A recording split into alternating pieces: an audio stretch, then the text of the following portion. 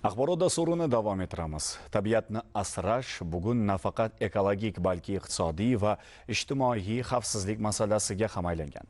Iqlim o'zgarishi, suv tanqisligi, cho'llanish va bioxilma-xillikni qisqarishi dunyo davlatlarini bu boradagi qonunchilikni kuchaytirishga undamoqda. O'zbekistonda ham ekologik xavfsizlik davlat siyosatining ustuvor yo'nalishlaridan biri etib belgilangan.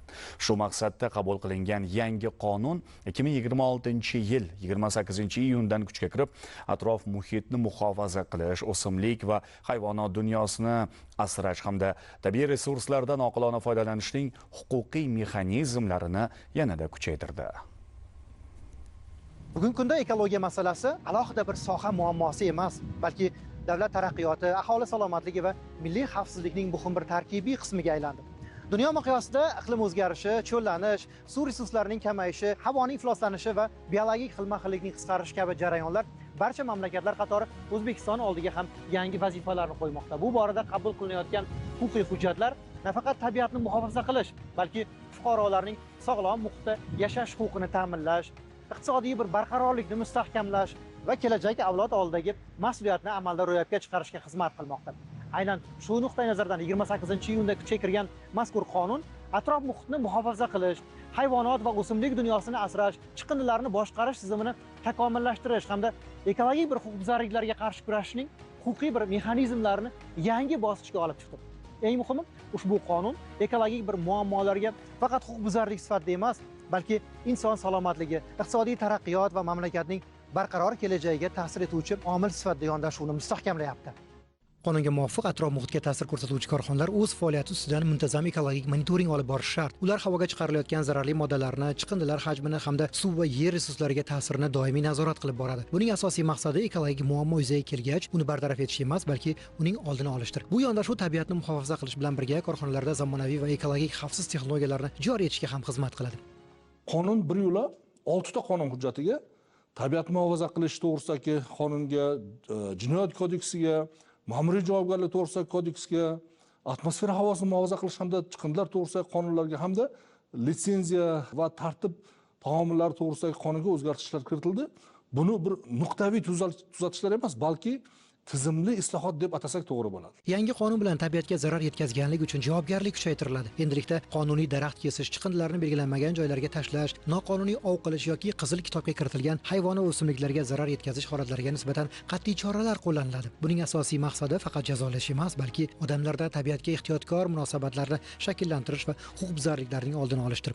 Qonunning yana bir muhim jihati ekologik huquqbuzarliklarni foto va video kuzatuv vositalari orqali aniqlash imkoniyati yaratilganidir. Endi atrof muhitga ta'sir ko'rsatishning birinchi, ikkinchi toifalarga mansub, ya'ni eng ko'p ifloslantiruvchi faoliyat turlari bilan shug'ullanuvchi yuridik shaxslar o'z obyektlariga deymizmi, manbalariga deymizmi, avtomatik monitoring stansiyalarini o'rnatishi va undan kelayotgan ma'lumotlarni atrof muhit davlat monitoringi tizimini yagona bir geoaxborot ma'lumotlar bazasiga real vaqt rejimida uzatishi shart. Bungacha nazorat asosan bir rejali tekshiruvlar orqali, ya'ni kechikib amalga oshirilardi. Endi esa davlat nazorat organi korxonalar tutunini, chiqindisini, issiqxona gazini oddiyroq qilib aytganda jonli efirda ko'rib turadi. Eng muhimi buni ta'minlamaslik yoki soxta ma'lumotlar berish bekorga ketmaydi. Tabiatni muhofaza qilish to'g'risida qonunga kiritilgan yangi 51 modda bo'yicha ma'lumotni umuman kiritmaganda yoki to'liq kiritmaganda yoki noto'g'ri kiritgan korxonalarga bazaviy hisoblash miqdorining 100 baravaridan 300 baravarigacha moliyaviy sanksiyalar qo'llaniladi. Ma'muriy javobgarlik to'g'risidagi kodeksning yangi bir 86.2-moddasi esa stansiyalarni o'rnatmaslik, bazaga ulab qo'ymaslik kabi qilmishlar uchun mansabdor shaxslarga alohida bir jarima belgilaydi. Takroriy holatda u yana oshiriladi. Bugun chiqindilarni boshqarish faqat kommunal xizmatlar vazifasi emas, bu ekologik xavfsizlikning muhim qismi hisoblanadi. Yangi qonun chiqindilarni noqonuniy yig'ish, tashish va tashlab ketish uchun javobgarlikni kuchaytirdi. Shu bilan birga chiqindilarni saralash va qayta ishlash madaniyatini rivojlantirishga ham alohida e'tibor qaratilmoqda. Ushbu qonun faqat ekologik huquqbuzarliklar uchun javobgarlikni kuchaytiruvchi hujjat emas, u davlat, biznes va jamiyat o'rtasidagi ekologik mas'uliyatni qayta belgilab beruvchi muhim bir huquqiy mexanizmdir. Eng muhimi, ushbu qonunning bir amaliy ijrosi orqali faqat bugungi bir ekologik muammolarni bartaraf etish emas, balki bir kelajak avlod uchun sog'lom, xavfsiz va barqaror ekologik muhitni saqlab qolish maqsadi ko'zlangan. Zero tabiatni muhofaza qilish bu bir sohaning emas, balki butun bir jamiyatning umumiy mas'uliyati va kelajak oldidagi burchidir.